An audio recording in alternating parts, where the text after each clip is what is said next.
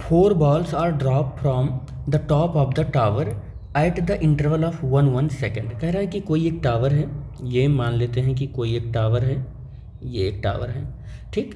और इस टावर से क्या किया गया है, 4 बॉल ड्रॉप किया गया है एक एक सेकंड पर, ठीक है। तो सपोज कर लेते हैं, एक डायग्राम और बना लेते हैं ताकि समझ में आ जाए अच्छे से आपको। ये बन गया, ठीक। तो कह रहा है कि अगर हम यहाँ पर एक फर्स्ट बॉल ड्रॉप करते हैं, देखो ध्यान देना, एक फर्स्ट बॉल ड्रॉप करते हैं, एक सेकंड के बाद ये बॉल कहाँ पहुँचेगी, यहाँ कहीं पहुँचेगी, ये बॉल यहाँ कहीं पहुँचेगा, और टाइम कितना हो गया होगा, 1 सेकंड लग गया होगा। तो 1 सेकंड में ये यहाँ पहुँच गया, 1 सेकंड में जब यहाँ पहुँच गया तो हम दूसरा बॉल अब ड्रॉप करेंगे। क्या करेंगे, दूसरा बॉल ड्रॉप करेंगे।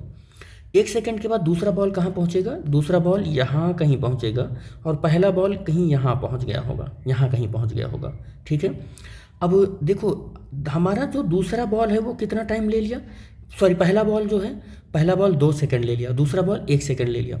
लेकिन अब क्या करते हैं, तीसरी बॉल को ड्रॉप करेंगे। तो तीसरी बॉल को ड्रॉप करेंगे तो हमारा दूसरा बॉल यहाँ कहीं पहुँचेगा, और पहला बॉल यहाँ कहीं पहुँचेगा, और तीसरा बॉल यहाँ कहीं पहुँचेगा। अब ज़रा गौर से देखना इस बात को कि तीसरे बॉल के लिए टाइम कितना हो गया, 1 सेकंड, दूसरे बॉल के लिए टाइम कितना हो गया, 2 सेकंड, तीसरे बॉल के लिए टाइम तीसरे बॉल के लिए टाइम 1 सेकंड, दूसरे बॉल के लिए 2 सेकंड, और पहले बॉल के लिए टाइम कितना हो गया, 3 सेकंड हो गया।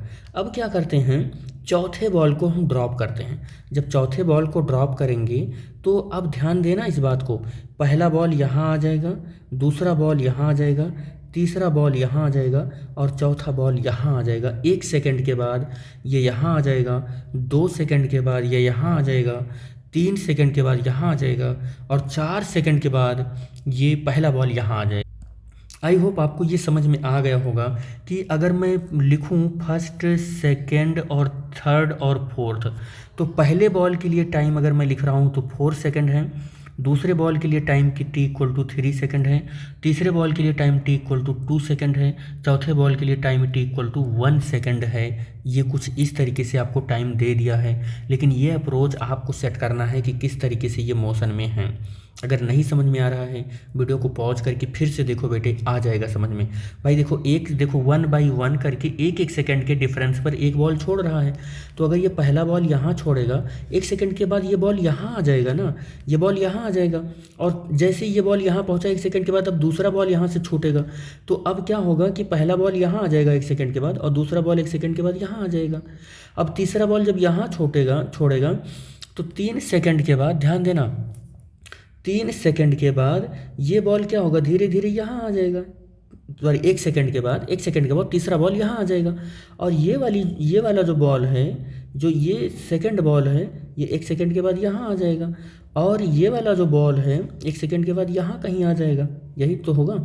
तो अब टोटल टाइम यहाँ से यहाँ तक इस वाले को 3 सेकंड लग गया, और यहाँ तक इसको 2 सेकंड लग गया, और यहाँ तक इसको कितना लग गया, 1 सेकंड लग गया।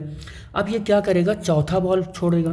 जब चौथा बॉल छोड़ेगा यहाँ पर, तो 1 सेकंड के बाद चौथा बॉल कहाँ आ जाएगा, ध्यान से देखना, चौथा बॉल 1 सेकंड के बाद देखो यहाँ कहीं पर आ जाएगा, और 1 सेकंड क्या, अब तीसरे बॉल के लिए 2 सेकंड हो जाएगा ना, यहाँ पर पहुँच जाएगा, और तीसरे बॉल के लिए 2 सेकंड हो जाएगा, और दूसरे बॉल के लिए कितना हो जाएगा, 3 सेकंड हो जाएगा, और पहले बॉल के लिए कितना हो जाएगा, 4 सेकंड हो जाएगा। कुछ इस तरीके से ऐसे मोशन में रहेंगे, ये एक लाइन से ऐसे मोशन में रहेंगे, ऐसे ये मोशन में रहेंगे, ऐसे इस तरीके से ऐसे, ठीक है। तो कुछ इस तरीके से इनका मोशन हो रहा है, कुछ इस तरीके से इनका मोशन हो रहा है। देखो कैसे हो रहा है कि 1 सेकंड इसको लगा, 2 सेकंड इसको लगा, और 3 सेकंड इसको लगा, और 4 सेकंड इसको लगा, ठीक है। अब देखते हैं, कह रहा है कि the first ball reaches the ground. जब फर्स्ट बॉल ग्राउंड पर पहुंच गया है, ये ग्राउंड पर पहुंच गया है, ड्रॉप, और सारे बॉल ड्रॉप किए गए हैं, सबके लिए इनिशियल वेलोसिटी 0 ही है, सारे बॉल ड्रॉप किए गए हैं, इनिशियल वेलोसिटी सबके लिए 0 है, ठीक है। What are the distance between the first, कह रहा है कि फर्स्ट एंड सेकंड बॉल के बीच में ये डिस्टेंस हमें बताना है कितना रहने वाला है। चलो कैलकुलेट करते हैं। तो अगर मैं इस वाले बॉल के लिए यानी कि मैं यहाँ पर देखो फर्स्ट बॉल के लिए अगर कैलकुलेट करूँ तो इसको H1 कह रहा हूँ, फर्स्ट बॉल के लिए H1 कह रहा हूँ। तो जीरो हो जाएगा, क्योंकि h equal to u t plus half g t square होता है। तो u की वैल्यू जीरो होने की वजह से ये पूरा टर्म सबके लिए जीरो हो जाएगा, ठीक है। और प्लस g की वैल्यू हम 9.8 रख रहे हैं, या हम 10 रख लें, चलो 9.8 ही रख लेते हैं। और t की वैल्यू क्या हो जाएगी, 4 का स्क्वायर हो जाएगा। तो h1 इक्वल टू ये कितना हो जाएगा, 4.9 हो जाएगा, 4.9 इंटू 16 हो जाएगा। तो h1 इज इक्वल टू, ये सॉल्व होगा तो ये 78.4 मीटर आ जाएगा। ऐसे अब दूसरे वाले बॉल के लिए H2 कैलकुलेट करें तो हाफ हो जाएगा, 9.8 हो जाएगा, और T यानी कि 3 का स्क्वायर हो जाएगा। किसका स्क्वायर हो जाएगा, 3 का स्क्वायर हो जाएगा। तो H2 आप सॉल्व करोगे तो ये आ जाएगा 44.1 मीटर आ जाएगा। इसी तरीके से ये हम ऐसे कैलकुलेट कर रहे हैं। आप H3 कैलकुलेट करोगे तो 1/2 और इंटू 9.8 और इंटू टी यानी कि 2 का स्क्वायर करोगे तो ये 2 से 2 कैंसिल हो जाएगा। H3 इक्वल टू ये 19.6 मीटर आ जाएगा।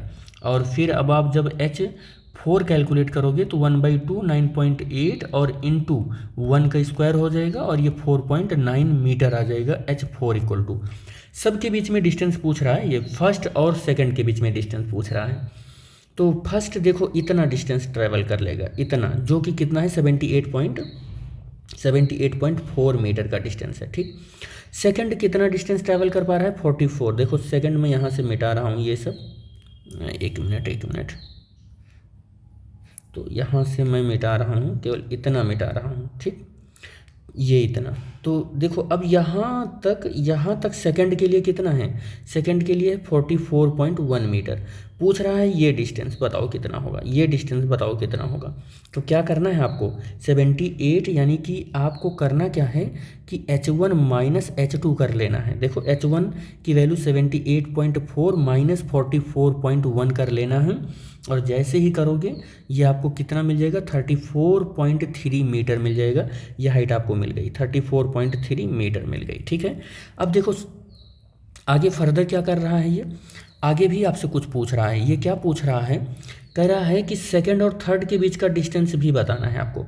तो सेकंड हमारा कितना डिस्टेंस ट्रैवल कर रहा है, सेकंड ट्रैवल कर रहा है 44.1 मीटर, और हमारा थर्ड कितना ट्रैवल कर रहा है, थर्ड ट्रैवल कर रहा है ये कितना ट्रैवल कर रहा है, 19.6 मीटर कर रहा है। तो इनके बीच का डिस्टेंस इतनी ही तो हुई।